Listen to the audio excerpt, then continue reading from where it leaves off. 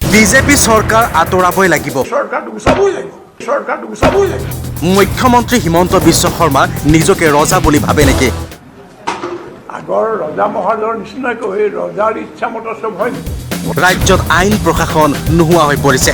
প্ৰশাসন বুলি বস্তুটো আছে নাই? নাগৰিক হিচাপে থকাটো অপৰাধ হৈ পৰিছে আজিৰ সময়ত। এইটো আইন দেশত আমি নাগৰিক হিচাপে থকাটো আমাৰ কাৰণে এটা অপমান। অসম আৰক্ষীৰ কাণ্ডক লৈ আজি জনসাধাৰণ চিন্তিত হৈ পৰিছে। আৰক্ষীৰ কাৰোবাৰ আজি ভাবিব নোৱাৰা তুলুঙা হৈ পৰিছে।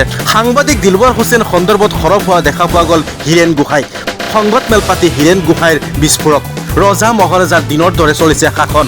মুখ্যমন্ত্ৰীয়ে যি কয় সেয়াই নিয়ম। গণতন্ত্ৰত এনেধৰণৰ কথা কোৱাটো দুৰ্ভাগ্যজনক। দিলৱাৰ হুছেইন মজুমদাৰৰ মুক্তিৰ দাবীত হীৰেন গোহাঁইয়ে আৰু কি ক'লে সেয়া শুনক। প্ৰশাসন বুলি বস্তুটো আছে নাই?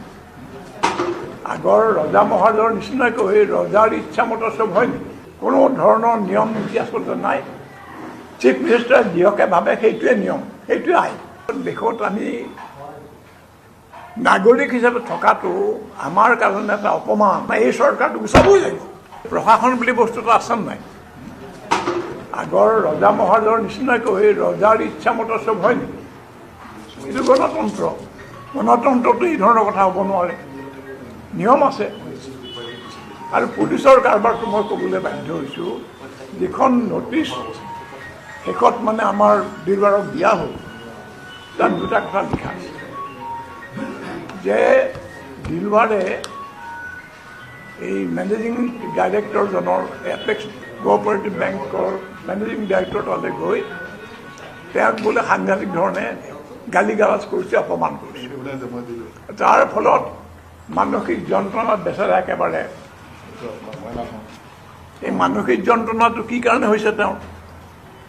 মানসিক যন্ত্ৰণা তেওঁৰ হেৰি কাৰণে হৈছে, মানে দুৰ্নীতিৰ কথা কোৱাৰ কাৰণে হৈছে নে গালি গালাজৰ কাৰণে হৈছে কোনে জানে। তেওঁৰ কোনো প্ৰমাণ চমানো একো এতিয়ালৈকে নোলাল। তাৰপিছত এতিয়া তাৰপিছত এতিয়া নথি ডকাইতি কৰা এই একেজন মানুহৰ মুখৰে এই কথাবিলাক ওলাইছে। আৰু আৰক্ষীও সেই ধৰণৰ। আৰক্ষীৰ কাৰবাৰটো ইমান তুলুঙা, ইমান ইৰেছপনচিবল হৈছে, ভাবিব নোৱাৰি।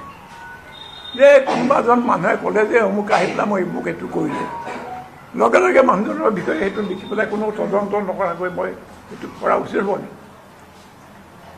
গতিকে গ্ৰেপ্তাৰ কৰাৰো কোনো থল আচলতে যে নাই, এইটো আমাৰ হাফিজ চৌধুৰী চাহাবে খুব ভালকৈ প্ৰমাণ কৰিলে।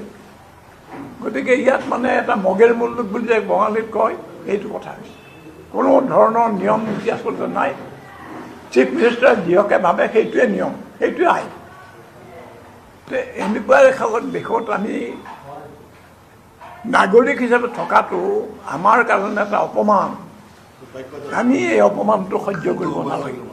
আমি কৰা নাই, আপোনালোকে কৰা নাই, ৰাইজকো আহ্বান দিয়ক, তেওঁলোকে কৰা নাই। এই চৰকাৰটো গুচাবই লাগিব। তেওঁলোকক ক্ষমতাৰ পৰা আঁতৰ কৰিব লাগিব, নহ'লে এই ধৰণৰ আৰু বেছি। এতিয়া আপোনালোকৰ কিবা প্ৰশ্ন আছে নেকি? পৰেশ মালাকাৰে। মই এটা কথাই, যদিও খুব প্ৰাসংগিক নহয়, তথাপি যে যদি আপোনালোকে ৰাইজৰ কথা নকয়, আপোনালোকে নিৰাপদে শান্তিৰে আপোনালোকৰ বৃত্তি আপোনালোকে অনুসৰণ কৰিব নোৱাৰিব। সাংবাদিক হ'ব নোৱাৰিব ভাল সাংবাদিক, যদি ৰাইজৰ যিবোৰ ওপৰত যিবোৰ অত্যাচাৰ চলিছে, যিবোৰ দমন চলিছে, যিবোৰ প্ৰবঞ্চনা চলিছে, আপোনালোকে তাৰ বিৰুদ্ধে সজাগ নহয়, ৰাইজক সজাগ কৰি নিদিয়ে। মানে কথাটো আপোনালোকে বুজিছে নিশ্চয় যে অলপতে যে ইমানখিনি তেওঁলোকে হেৰি হ'ল, বিচলিত হৈছে, এনেধৰণে ৰিয়েক্ট কৰিছে, তাৰ ভিতৰত তাৰ অন্তৰ্গত কিবা এটা আছে, কেলে ভয়ংকৰ কিবা এটা আছে, কিবা এটা দুৰ্নীতি নিশ্চয় আছে। নহ'লে তেনেকৈ এই ধৰণে তেওঁলোকে প্ৰতিক্ৰিয়া নকৰিলেহেঁতেন। গতিকে সাংবাদিকৰ দায়িত্ব হৈছে এইটো অনুসন্ধান কৰা, এইটো উলিওৱা, আৰু তদন্ত যদি হয় তাত সহায় কৰা। তাত তদন্তৰ কাৰণে তেওঁলোকে দাবী কৰিব লাগিব। আৰু তেওঁলোকে এটা নিজে কিন্তু এই ধৰণৰ তথ্য পাতি ওলাই দিব লাগিব যে কোনো পালমৰা তদন্ত কমিটি হ'ব নোৱাৰে। পালমৰা তদন্ত কমিটিয়ে কৰিব কি? চৰকাৰৰ হৈ হয়তো ৰায় দি দিব পাৰে। গতিকে আমি সাংবাদিকসকলেও সেই সম্পৰ্কে সজাগ থকা ভাল। ইফালে দিলৱাৰ হুছেইন গ্ৰেপ্তাৰক লৈ অধিবক্তা হাফিজ ৰছিদ আহমেদ চৌধুৰীৰ আন এক বিস্ফোৰণ। মুখ্যমন্ত্ৰী আইনৰ ঊৰ্ধত নহয়। মুখ্যমন্ত্ৰীয়ে ক'লে মই 5 মিনিটত এৰি দিম বুলি। মুখ্যমন্ত্ৰী এই কথা ক'বলৈ ক'ত অধিকাৰ পালে? তেওঁ আইন আদালত নেকি? দিলৱাৰ হুছেইন গ্ৰেপ্তাৰক লৈ অধিবক্তা আব্দুল ৰছিদ আহমেদৰ বিস্ফোৰক। তুমি যেটো কৈছা যে মই যদি সাংবাদিক হয় 5 মিনিটৰ মাজত মই তাক এৰি দিম, হু আৰ ইউ? তুমি আইনৰ ওপৰত ৰাখি তুমি তাক হেৰি কৰিছা। তুমি এইটো নাভাবিলা কোৰ্টে যে তোমাৰ মুখত হেৰি দিলে, লাত মাৰিলে, লগে লগে বেলটো দি দিলে। লগে লগে বেল দিয়া মানে কি হ'ল? স্লেপ অন ইয়াৰ ফেইচ। অৱস্থা আৰম্ভ হৈছে। দিলৱাৰ হুছেইন উকিল হয়, সাংবাদিক হয় নহয়, আমি লেট আছ ফৰগেট ইট নাও ফৰ দ্য টাইম বিং। তুমি যেটো কৈছা যে মই যদি সাংবাদিক হয় 5 মিনিটৰ মাজত মই তাক এৰি দিম, হু আৰ ইউ? তুমি আইনৰ ওপৰত ৰাখি আগত কৈছিল চাব মহবুবুলকৰ ব্যাপাৰে যে মই বহুত দিন থাকিব লাগিব। মইতো ৰিপ্লাই দিছিলোঁ কিমান দিন থাকিব লাগিব কোৰ্টে ডিচাইড কৰিব, চিফ মিনিষ্টাৰে ডিচাইড কৰিব নোৱাৰে। এইটো চিফ মিনিষ্টাৰৰ হেৰি এখতিয়াৰত নপৰে বস্তুটো। কোৰ্টে ঠিক কৰিব কোন দিন থাকিব। আজি তুমি কৈ দিলা যে মই 5 মিনিটৰ পৰা ইচ্ছা কৰিলে যদি কোনে প্ৰমাণ দিয়ে সাংবাদিক মই 5 মিনিটত এৰি দিম। তাৰ মানে তুমি হোৱা ইচ্ছা তাক তুমি কৈ দিছা, তেওঁলোকে তুমি তাক হেৰি কৰিছা। তুমি এইটো নাভাবিলা কোৰ্টে যে তোমাৰ মুখত হেৰি দিলে, লাত মাৰিলে, লগে লগে বেলটো দি দিলে। লগে লগে বেল দিয়া মানে কি হ'ল? স্লেপ অন ইয়াৰ ফেইচ। লগে লগে কোৰ্টে বেল দিলে, একো নাই, কোনো ফাউণ্ডেশ্যন নাই। তোমালোকে যদি এনেকুৱা অৱস্থা কৰা, আজি এজন সাংবাদিকৰ নাম সাংবাদিক হওক নাহওক, কিন্তু তেওঁ গৈছে এটা ইনভেষ্টিগেশ্যনৰ কাৰণে, তেওঁ মাতি লৈ গৈছে। এবং তেওঁ সাংবাদিক নহ'ব কেনেকুৱা? প্ৰেছ ক্লাবৰ তেওঁ joint secretary, elected joint secretary, বোধহয় জইণ্ট ছেক্ৰেটাৰী বোধহয় প্ৰেছ ক্লাবৰ এছিষ্টেণ্ট ছেক্ৰেটাৰী।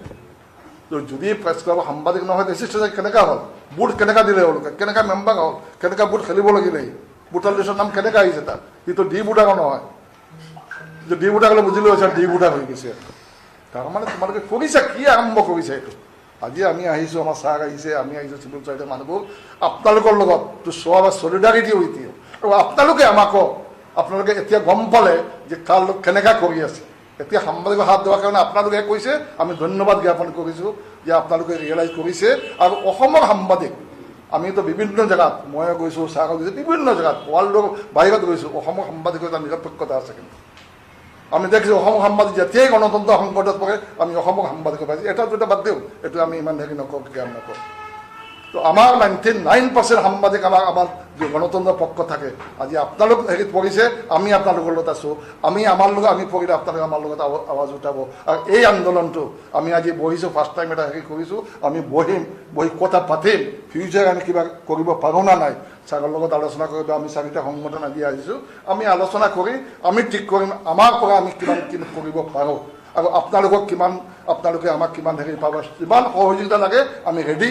কথা দিলোঁ আপোনালোকক দিছ প্ৰেছ কনফাৰেন্স, আপোনালোক যি ধৰণৰ সহযোগিতা লাগে এই ব্যাপাৰে দিলৱাৰ হুছেইন হওক, বেলেগ হওক, যিকোনো সাংবাদিক হওক, কোনো প্ৰব্লেম হ'লে আমি সদায় পাব।